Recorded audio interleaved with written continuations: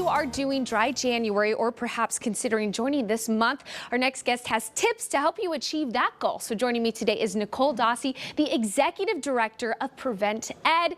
Nicole, thank you for being here today. Thank you for having me. Okay, so what you guys all do is all about helping people if they are looking to explore dry January or explore really sobriety any time of year. That's right. So PreventEd works to reduce or prevent the harms of alcohol and other drug use. We do that through education, early intervention, and advocacy. So for us, it's sort of dry January all the time, yes, right? But we know that a lot of folks use this time of year to really reassess their relationship with alcohol.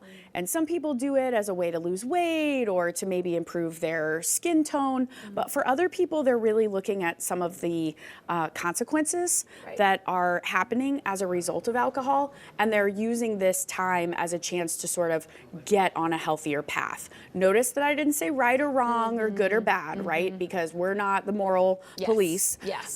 But this is a really good time for people to reassess. And so speaking of that reassessing, you actually have a quiz that people can take. That's right. So if people go to our website, which is prevented.org/resources, there are some self-tests on there. There's one for alcohol. There's one on there for a couple of other substances too. Yep. It doesn't diagnose you with a problem, right? But it just kind of says, hey, here are some things that are going on, and here's some things that you might want to consider.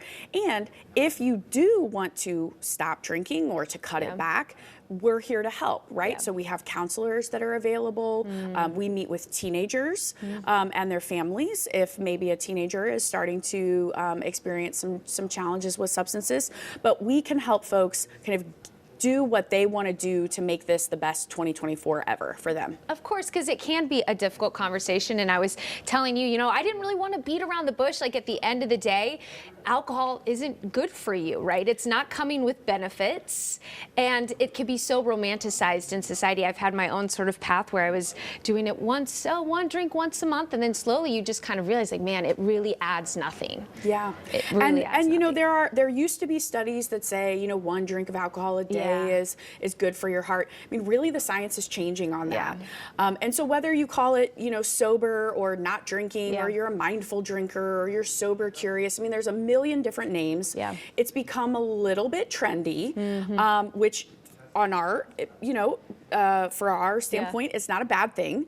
However, for some people, it's not a trend. It's really a matter of life and death. Of course. One thing that I should say is that if somebody has been drinking heavily, pretty consistently, they really should talk to somebody and to seek some medical counsel before they just stop.